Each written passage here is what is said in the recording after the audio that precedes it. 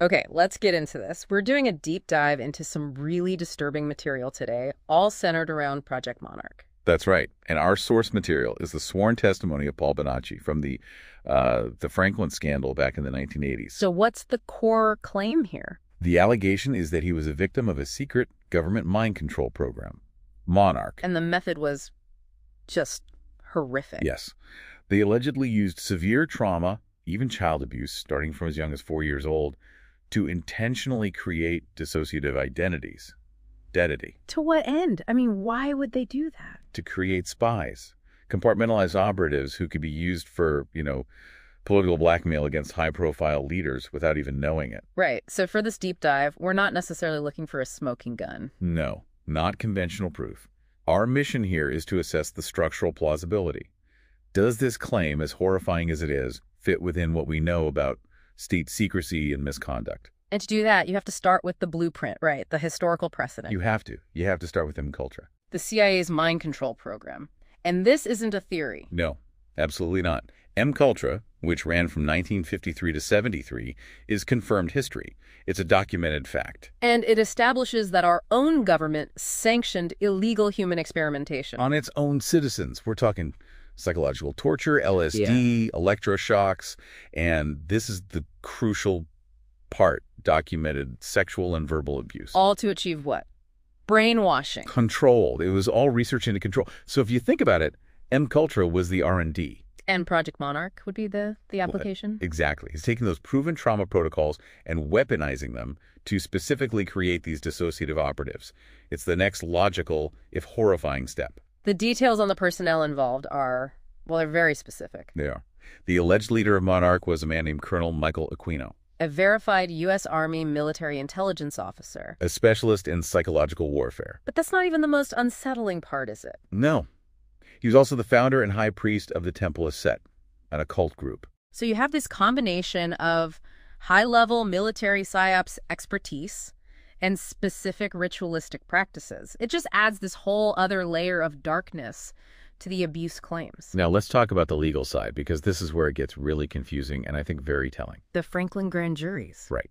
The criminal juries looked at the wider conspiracy, the sex trafficking network, and dismissed it. They called it a carefully crafted hoax. Okay, so case closed. But it's not. Wow. Because later, Bonacci sued the central figure, Lawrence King, in a civil case. And he won. He won a $1 million default judgment for personal sexual abuse. So how do you square that? The criminal system says the network is a hoax, but the civil system validates the personal trauma. I think that discrepancy shows you the institutional failsafe in action.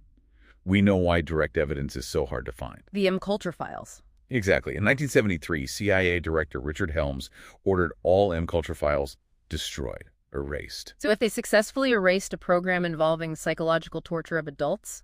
Then, a program involving the systemic abuse of toddlers for espionage would, logically, have even better concealment protocols. Its erasure would be even more complete.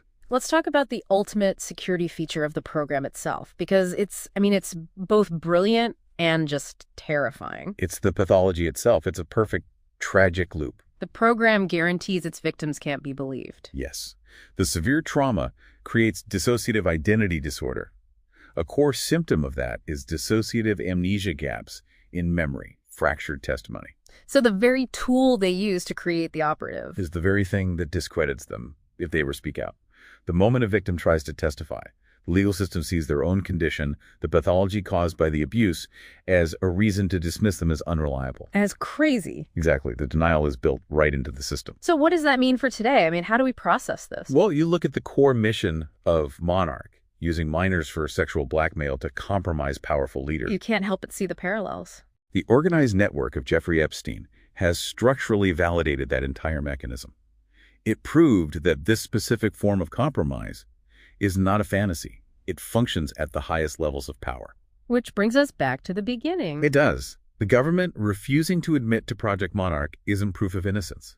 It is, the most predictable act of institutional self-preservation imaginable.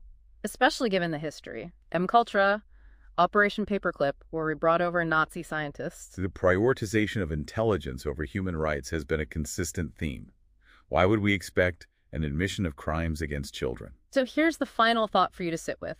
If an institution is proven to be excellent at erasing its past crimes, is the absence of evidence for a program like Monarch really evidence of absence? Or is it just proof that the cover-up worked perfectly?